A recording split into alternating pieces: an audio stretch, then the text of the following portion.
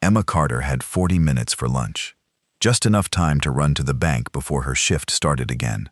She was still in her scrubs when the doors of First Trust Bank burst open. 3 men, faces covered, guns raised. Everyone dropped to the floor. Emma went down with them, flat on the marble, her hands trembling against the cold floor. The vault manager tried to explain. Dual control, he said. He needed a second employee, and she wasn't back from break yet. The man running the robbery didn't believe him. He needed leverage, fast. He scanned the floor and grabbed the nearest person he could reach. It was Emma. He hauled her up by the arm and pressed the gun against the side of her head. "Relax, sweetheart," he said, watching her hands shake. "You're shaking like a leaf. Don't go wetting yourself now." Emma didn't answer. She had been in worse rooms than this one. Rooms where the ceiling was gunfire, and the person bleeding out in front of her had 30 seconds instead of 30 minutes. She let her hands keep shaking. Then her eyes moved past the gun, past the man holding it, to the one beside him, the young one, whose own hands were shaking far worse than hers ever had been. And Emma understood exactly which one of them was closest to breaking. Before we start, hit subscribe and tell us in the comments which state you're watching from. Because in the next 20 minutes, one robber was about to make the worst mistake of his life. Emma Carter had 40 minutes for lunch, which on most days was exactly enough time to eat something standing up at the nurse's station and pretend she'd taken a real break. Today it was enough time to run 3 blocks from Meridian General to First Trust Bank, deposit a check that had been sitting in her bag for a week, and pull cash for the landlord who didn't accept anything but paper and a handshake. She was still in her scrubs when she pushed through the bank's glass doors at 11:48, badge still clipped to her chest, hair still pulled back from a morning that had started at 5 and hadn't given her a single quiet minute since. The lobby was ordinary in every way a bank lobby is ordinary. Marble floors, a line of 4 people waiting for 2 open tellers, an elderly man filling out a deposit slip at the counter along the far wall, the specific and forgettable hum of a Tuesday that nobody in that room expected to remember for the rest of their lives. The doors burst open behind her at 11:51. 3 men came through fast, faces covered with dark ski masks, weapons already up and leveled before the door had finished swinging shut behind them. The one in front shouted for everyone to get down, his voice pitched loud and hard in the specific register of someone who had rehearsed this exact sentence more than once, and the entire lobby dropped to the floor in the scattered and instinctive way that rooms full of strangers drop when a gun enters them. Some people flat immediately, others frozen for a beat too long before their bodies caught up with what was happening. Emma went down with everyone else, flat against the cold marble, her palms pressed to the floor, and her breath coming fast and visible, exactly the way a frightened person's breath comes. The man in front, the one giving the orders, moved toward the tellers with the specific and economical urgency of someone who had planned this down to a schedule he intended to keep. He demanded the vault open inside 90 seconds. The bank manager, a soft-spoken man in his 50s named Gerald Voss, tried to explain from where he knelt behind the counter that the vault required dual control, 2 employees with separate codes, and that the second employee on shift was still on her lunch break and hadn't come back yet. It was the truth. It was also, to a man already running on adrenaline and a schedule he'd built around assumptions that hadn't accounted for bad timing, exactly the kind of excuse that sounded like a stall. He didn't believe it, and he didn't have time to find out whether it was true. He needed leverage, immediately, something that would make the room understand this wasn't a negotiation. His eyes swept the lobby floor fast, and they landed on the nearest body to the vault hallway, which happened to be a woman in pale blue scrubs, lying flat, with her hands pressed to the marble and her whole frame visibly trembling. He crossed the floor in 4 strides and hauled her up by the arm. Emma came up off the marble at the pull, her balance deliberately uneven, her weight leaning slightly against his grip, in the specific way a genuinely frightened person leans when they've stopped fully trusting their own legs. He pressed the muzzle of his gun against the side of her head, hard enough that she felt the cold of it through her hair, and he looked at her shaking hands with something close to amusement showing at the edges of the mask. "Relax, sweetheart," he said, his voice low enough that only the nearest rows of hostages could hear it clearly. You're shaking like a leaf. Don't go wetting yourself now." Emma didn't answer him. She let her hands keep trembling exactly as they had been trembling, because the trembling was doing exactly what she needed it to do, which was to make a man holding a gun to her head believe he had grabbed the least dangerous person in that room. Underneath the visible shake of her hands, her mind was moving with a completely different rhythm, steady, sequential. The specific and practiced cataloging she had once done 100 times in rooms considerably worse than this one, back when the walls were made of dirt instead of drywall, and the exits were measured in seconds rather than feet. She counted 3 exits without moving her eyes, obviously toward any of them. She counted 3 armed men, not 2, which meant a third she hadn't accounted for yet was somewhere behind her. She noted the specific angle of the gun against her skull, close enough to be a genuine threat, and loose enough in the man's grip that she filed the detail away without yet knowing what she'd do with it. The man holding her, the room's leader, the one every hostage on that floor had already, without discussion, identified as the one to watch most carefully, kept his eyes on the vault hallway rather than on her, shouting again for Voss to hurry, and Emma used the seconds his attention wasn't fully on her to do the thing she had done automatically for years before she ever set foot in a hospital that didn't have a war attached to it. She read the room. There was a second man near the tellers, younger, heavier through the shoulders, holding his weapon with the specific over-tight grip of someone who had trained with it exactly enough to be dangerous and not nearly enough to be steady. His eyes moved constantly across the hostages on the floor, and every time they landed on someone directly, he flinched slightly and looked away, the particular tell of a person doing violence he hadn't fully reconciled himself to yet. Emma clocked the sweat visible even through the fabric of his mask. She clocked the way his free hand kept twitching toward his side, as though reaching for something that wasn't there. The third man stood near the front doors, weapon lower than the other 2, his whole posture carrying a different and considerably more unsettling quality. Not nervous exactly, but young in a way his body hadn't fully grown into the size of what he was doing. His hand shook on the grip of his weapon in a way that had nothing performed about it at all, the genuine and uncontrolled tremor of someone barely out of his teens, standing in the middle of a decision he did not appear to fully understand the weight of yet. Emma held perfectly still against the gun at her temple, her breathing still fast and shallow and entirely deliberate, her hands still trembling in the specific and controlled way she had learned to produce on command a long time ago, back when appearing harmless had sometimes been the only tool available to keep a bad situation from becoming a worse one. The man holding her tightened his grip on her arm, impatient, shouting once more toward the vault hallway, and in the half-second, his attention shifted fully away from her face. Emma's eyes moved past the barrel of the gun, past the man holding it, to the younger one standing near the door with the unsteady weapon and the shaking hands.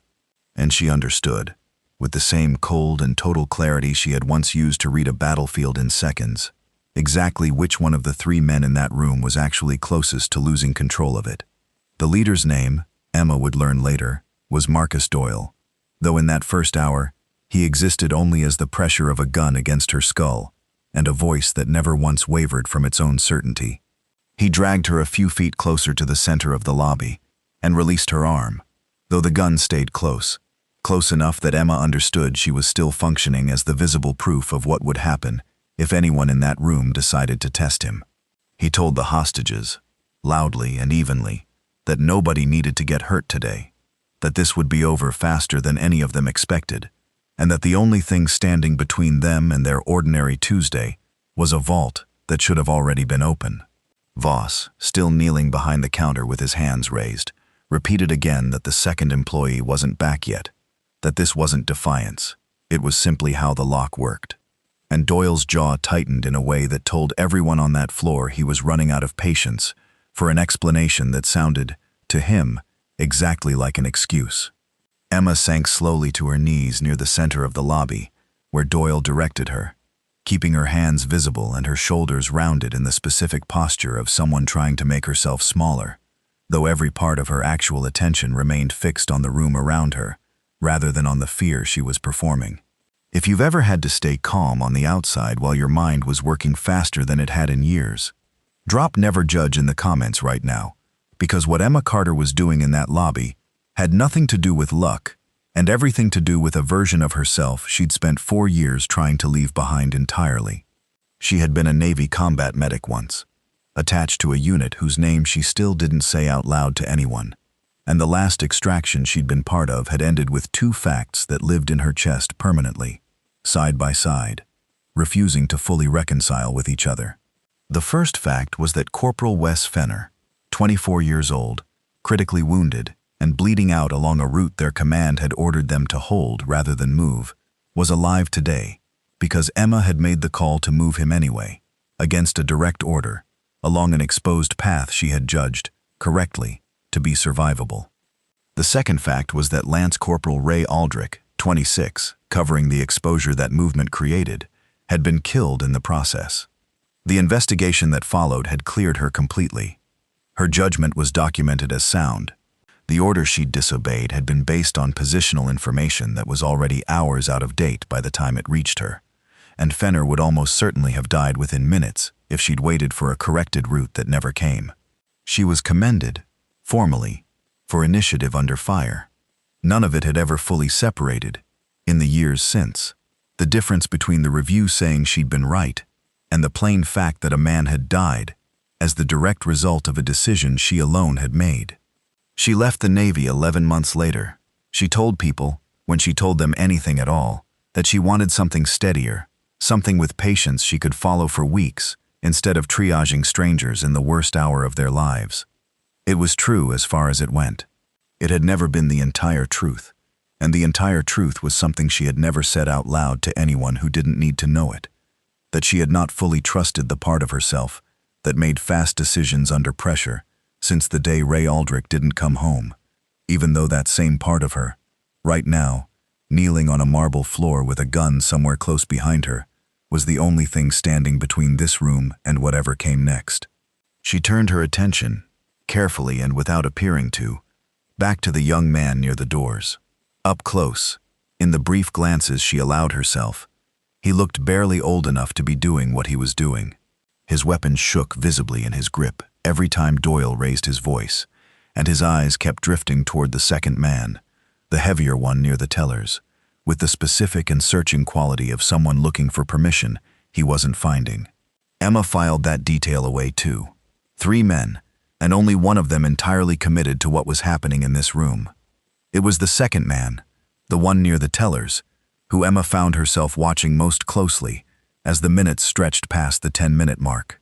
He kept his weapon raised toward the hostages, technically doing his job, but his eyes moved across the floor with something that read less like scanning for threats and more like a man avoiding looking directly at any single face for too long. When his gaze passed briefly over Emma, she held perfectly still and let herself, just barely, meet it. Not a challenge, nothing that would read to Doyle as anything but frightened eye contact from a hostage, but enough that the man's own eyes flickered away first, uncomfortable, the way people look away from something they don't want to examine too closely. She spoke to him only once in that first hour, quietly, when Doyle had moved toward the vault hallway to shout something further at Voss, and the second man had drifted a few feet closer to where she knelt.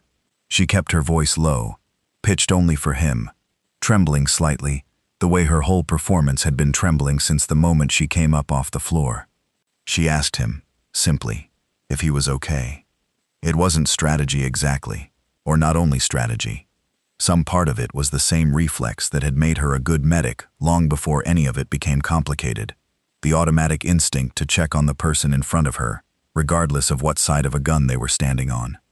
The man's eyes snapped to hers, startled, and something crossed his face that had nothing to do with the mask covering most of it, a flicker of surprise, and underneath the surprise, something that looked almost like relief, that someone in that room had asked him anything at all. He didn't answer. He looked away fast and moved back toward his position, but Emma noted, filing it carefully alongside everything else, that his hand had stopped shaking, for exactly as long as he'd been looking at her. The sirens reached the building a little after the 20-minute mark, distant at first, and then considerably closer, and every hostage on that floor felt the specific shift in the room's pressure the moment the sound became unmistakable through the bank's heavy doors. Doyle crossed to the front windows fast, staying low, and swore under his breath at what he saw through the narrow gap in the blinds.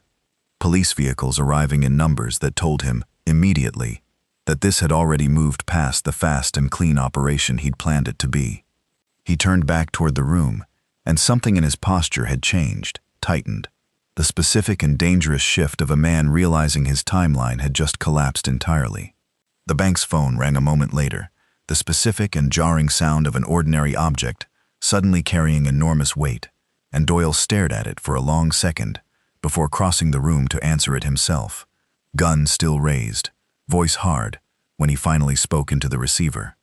Emma watched him from where she knelt, watched his shoulders lock and his free hand curl into a fist at his side, as whoever was on the other end of that call began, calmly and carefully, the specific and practiced work of trying to talk him into slowing down.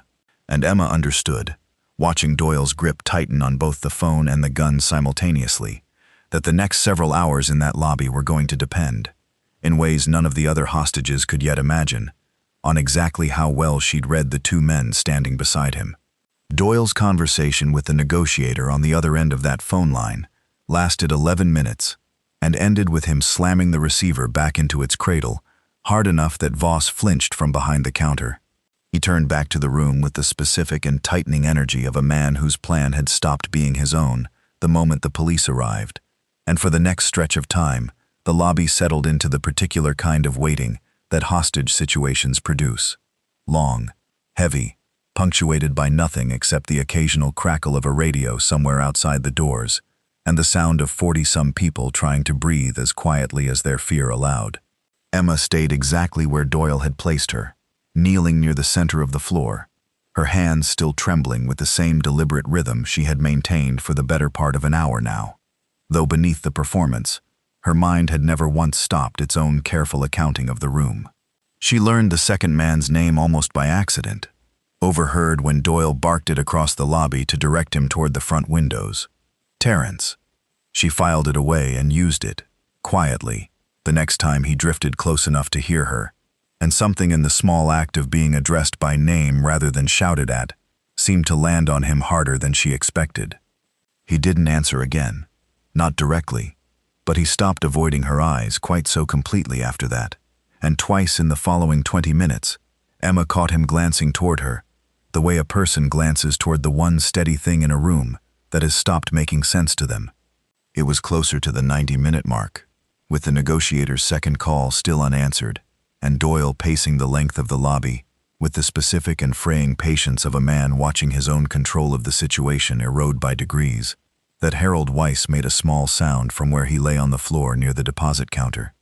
He was 74, silver-haired, dressed in the kind of neatly pressed clothes that suggested a man who still took the trouble to look presentable for an ordinary errand, and the sound he made was low and involuntary, more breath than voice, the specific and unmistakable noise of a body beginning to fail under pressure it was never built to withstand at his age. Emma's head turned toward him before her conscious mind had finished registering what she'd heard, the old and automatic reflex of a medic clocking distress before anyone else in the room had fully processed that something was wrong. Weiss's color had gone gray in the space of a few seconds, his hand pressed flat against his chest, his breathing shallow and labored in a way that had nothing to do with fear and everything to do with a heart under considerably more strain than the rest of his body could compensate for. Emma didn't wait for permission. She moved toward him on her knees, fast, and Doyle's gun swung toward her instantly, his voice sharp with the specific alarm of a man watching a hostage move without instruction. She stopped where she was, hands raised, and told him plainly, without any trace of the trembling she'd been performing for the past hour, that the man 3 feet away from her was having a cardiac event, and that if nobody helped him in the next few minutes, he was going to die on that floor in front of everyone in this room. Doyle stared at her for a long moment, the gun still raised, weighing the specific and unfamiliar calculation of a hostage who had just stopped sounding like a hostage at all. Emma held his gaze and repeated it, flatter this time, the same tone she used with panicked family members in a trauma bay, the tone that left no room for negotiation because there wasn't time for negotiation. Doyle's eyes flicked once toward Weiss, gray and gasping on the marble, and then back to Emma, and something in the arithmetic of the moment, A dying old man, a hostage who suddenly sounded entirely certain of herself, and a police negotiator waiting on a phone line for exactly the kind of escalation that would end this badly for everyone, moved through his face fast. He told her she had 10 minutes. He kept the gun on her the entire time. If you've ever had to convince someone dangerous to let you do the right thing when every second mattered, drop "never judge" in the comments right now, because what Emma did in the next 11 minutes was the first thing that entire room had seen her do that had nothing performed about it at all. She worked on Weiss with the complete and total precision of someone who had done this 100 times in conditions considerably worse than a bank lobby with a gun 12 feet from her head. She elevated his position, checked his pulse directly rather than trusting anything else in the moment, talked to him in a low and steady voice that treated him as a participant in his own survival rather than a problem to be managed around. She had nothing resembling proper equipment, no monitor, no medication beyond what someone produced from a purse when she asked, loudly, whether anyone had aspirin. She worked with her hands and her voice and 11 years of instinct that had never once needed a hospital's worth of equipment to function correctly. And Doyle stood over her the entire time, gun raised, watching something unfold that had nothing to do with the frightened woman he'd grabbed off the floor an hour earlier. Terrence watched too, closer than Doyle, close enough that Emma could speak to him without raising her voice, while her hands kept working on Weiss's chest. She asked him, quietly, between instructions to a customer holding aspirin, why he was really in that room.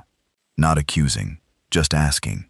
The way she'd once asked frightened patients simple questions, to keep them present, and talking, instead of spiraling.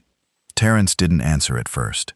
Then, in fragments, low enough that only she could hear it clearly, he told her about a plant that had closed 11 months ago, about a mother, 3 months behind on treatment nobody in this country made affordable for people like her, about a cousin who'd offered him a way to fix it that he had told himself, right up until the moment he walked through those doors, he would never actually go through with.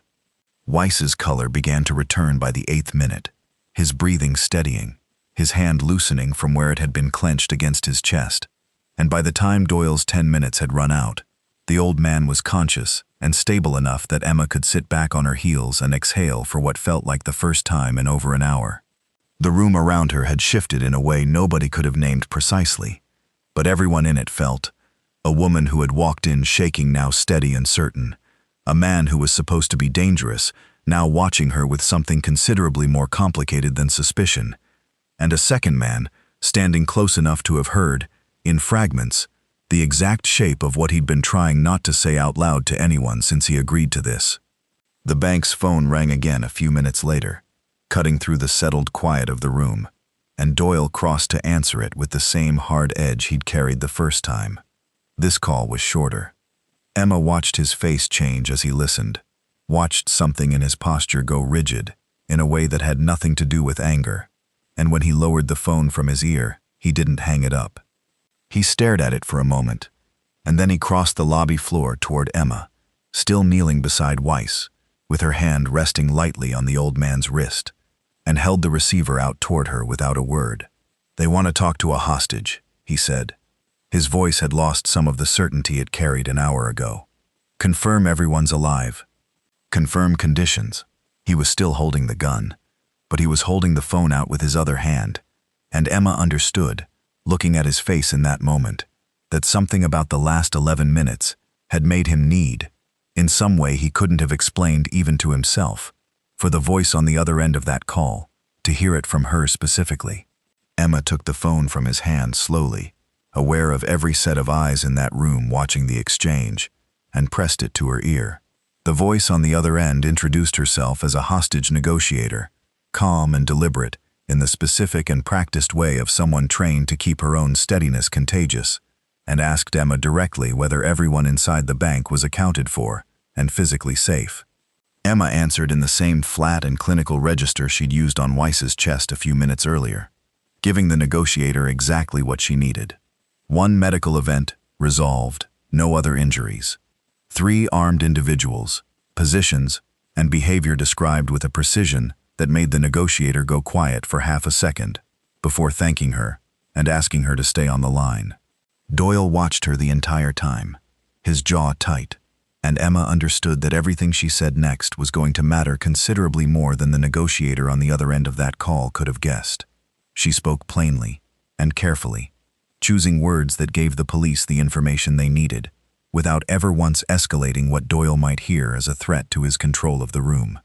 She told the negotiator that the situation was tense but stable, that nobody wanted this to end badly, and that the men holding them appeared, in her assessment, to be more frightened than dangerous, a description she delivered with enough clinical distance that it read as observation rather than manipulation, though every word of it was carefully chosen to give Doyle something he could hear without feeling cornered by it.